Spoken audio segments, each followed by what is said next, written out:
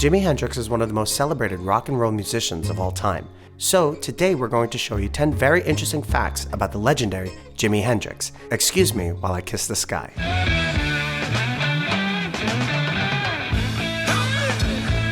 The musician we know and love today as Jimi Hendrix was actually born John Allen Hendrix. His father had been deployed to fight in World War II, the same week Jimi's mother found out she was pregnant. John Allen was born several months later, and on his father's return a few years later after that, his parents changed his name to James Marshall Hendrix.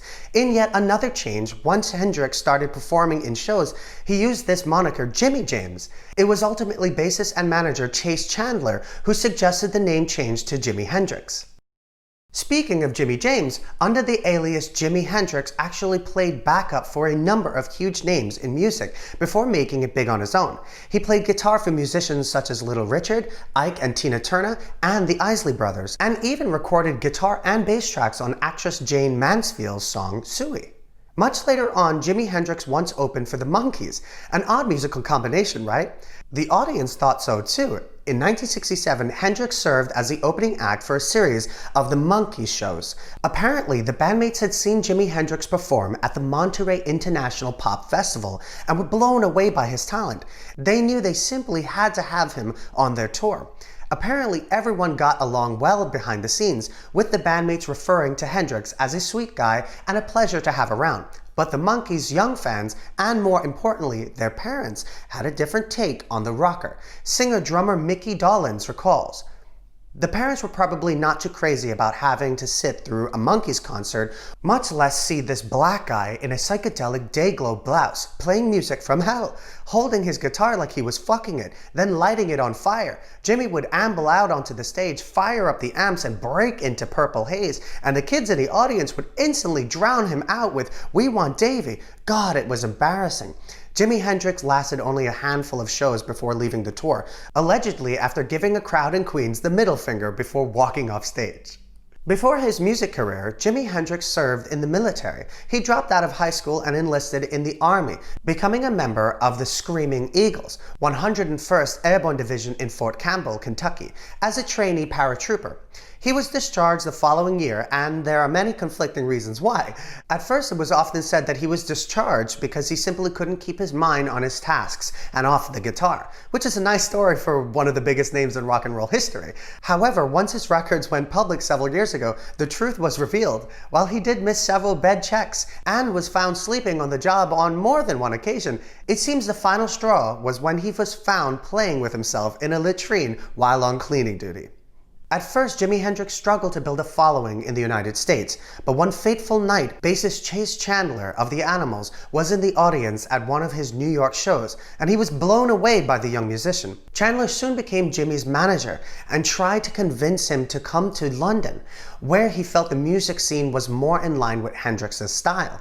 Hendrix agreed on one condition, that Chandler would introduce him to Eric Clapton. Just days after his arrival in London, Chandler made it happen. Jimi Hendrix played on stage with Eric Clapton, who was with Cream at the time. Clapton later said of the show, "He played just about every style you could think of, and not in a flashy way. I mean, he did a few of his tricks, like playing with his teeth and behind his back, but it wasn't an upstaging sense at all, and that was it. He walked off and my life was never the same again."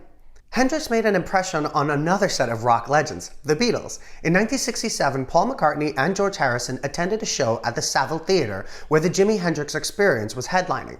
There, not only did Hendrix play beloved songs like Purple Haze, Hey Joe, and Foxy Lady, but he actually opened with his version of the title track of Sgt. Pepper's Lonely Hearts Club Band, which had only been released a few days before. Paul McCartney says of the experience, "It would be one of his first gigs in London. Jimmy was a sweetie, a very nice guy. I remember him opening at the Savile on Sunday night. Brian Epstein used to rent it when it was usually dark on the Sunday.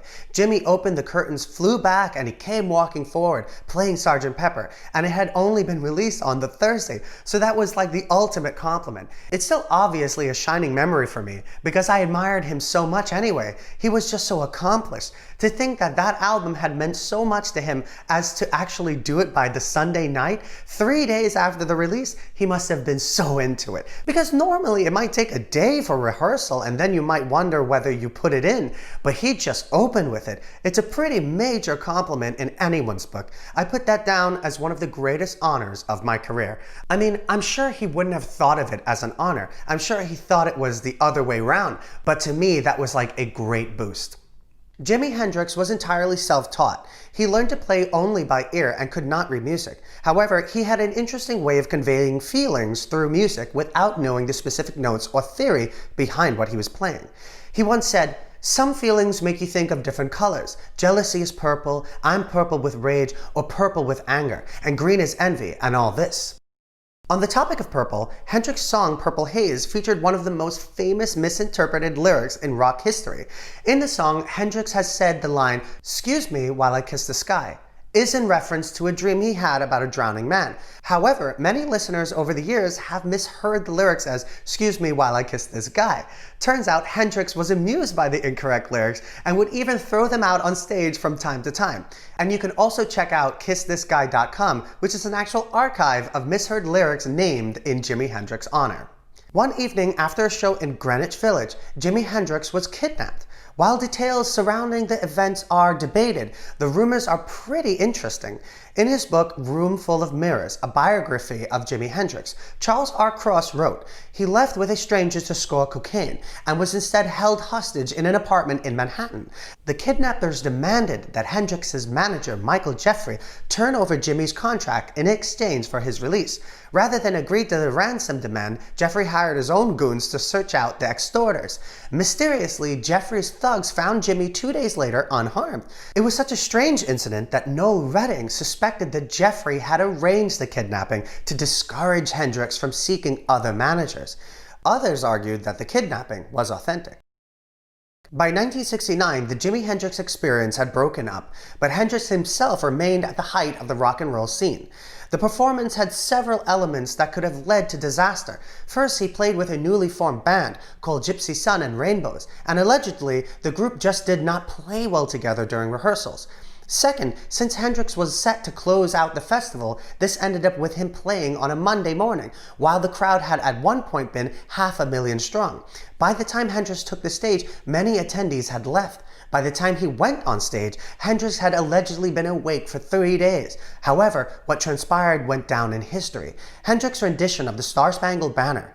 The heavy use of distortion, feedback, and sustain had since become iconic, and depending on who you ask, were meant to replicate the sounds of bombs as a protest of the Vietnam War. On the Dick Cavett show shortly after the now famous performance, Hendrix responded to the backlash from angry Americans, saying, "I don't know, man. I'm an American, so I played it. They made me sing it in school, so it was a flashback." Cavett went on to remind the audience of Hendrix's military service, but years later, he went a step further in his defense of the musician. "I suppose I could have added to that since we somehow acquired the most dismal, virtually unsingable dirge of a national anthem of any known nation. We should decorate Hendrix for turning it into music." Before you go off and do whatever it is you're going to do, I just want to thank you for your submissions for the Long Gone Days project. If you're unaware, it's a new single I'm releasing, and the music video is a time capsule of you and the people you love, each frame containing an image and a short blurb that expresses your love for someone. It can be anyone. I look at it like a spell, an incantation. You fill a house with ghosts, and it will certainly be rendered haunted, right?